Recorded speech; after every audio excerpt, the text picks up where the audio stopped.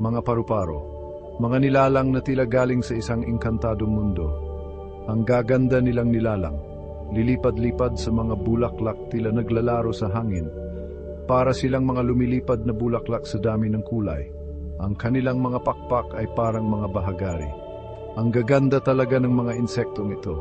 Ang mga pakpak nila parang obra maestra ng kalikasan, bawat detalye ay kamangha-mangha. Ang dami-daming disenyo ang pupusyaw ng kulay. Tunay ngang nakakamangha ang kalikasan. Iba't ibang uri, bawat isa'y may kakaibang ganda. Simula pa lang noon, inspirasyon na ng mga pintor at makata ang mga paru-paro. Ang kanilang kagandahan ay walang kupas.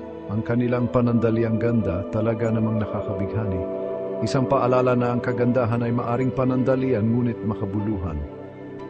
Pero alam nyo ba, hindi lang yan ang meron sa mga paru-paro. Ang kanilang buhay ay punang misteryo at kagilagilalas ng mga katotohanan. May tinatago pa silang mga sikreto. Mga sikretong ngayon pa lang natutuklasan ng mga siyentipiko at inhinyero. Ang kanilang mga pakpak ay inspirasyon sa teknolohiya. Ang kulay ng pakpak ng paru-paro, hindi lang ito basta pigment na nagbibigay ng kulay. May mas malalim na sikreto sa likod ng kanilang kagandahan. Ang sikreto ay nakatago sa istruktura ng kanilang mga pakpak. Mga maliliit na kaliskis, parang mga bubong na magkakapatong. Ang mga kaliskis na ito ay nakikipaglaro sa liwanag, nagre-reflect at nagre-refract. Kaya naman ang ganda-ganda tingnan ng mga paru-paro sa ilalim ng araw. Ito ang tinatawag na structural color, isang likas na sining. Iba ito sa pigment na sumisipsip ng liwanag at naglalabas ng kulay. Ang structural color ay kinokontrol ang liwanag, pinipili kung anong kulay ang ipapakita. Pinipili nito kung anong wavelength ng liwanag ang magre-reflect. Pinag-aaralan ito ng mga siyentipiko upang maintindihan ang prosesong ito, para matutunan kung paano gayahin ang disenyo ng kalikasan sa teknolohiya. At dahil diyan, may mga bagong teknolohiya tayong nadidiskubre. Mga mas magagandang display na mas maliwanag at makulay. Mga materyales na hindi madaling madumihan na may kakayahang linisin ang sarili. Lahat ng ito ay inspirasyon mula sa pakpak ng paru-paro, isang halimbawa ng kahusayan ng kalikasan. Mga paru-paro, eksperto sa ere. Ang kanilang paglipad parang isang maingat na sayaw, parang walang kahirap-hirap at ang grasyoso. Bilib na bilib ang mga siyentipiko sa galing nilang lumipad. Ang sikreto pala ay nasa kanilang mga pakpak, ang hugis at lambot nito. Kaya naman nakakalipad sila ng maayos at nakakagawa ng iba't ibang maniobra.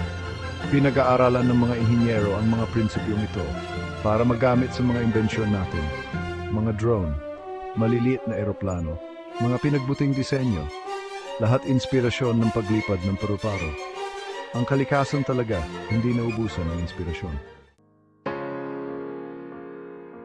Seksyon 4, higit pa sa kulay, ang pakpak ng paru-paro at pag-unlad sa optika. Ang pakpak ng paru-paro ay hindi lamang maganda, hindi lang aakalaing may ibubuga pa pala ito. Ang kanilang mga pakpak ay may masalimuot na disenyo.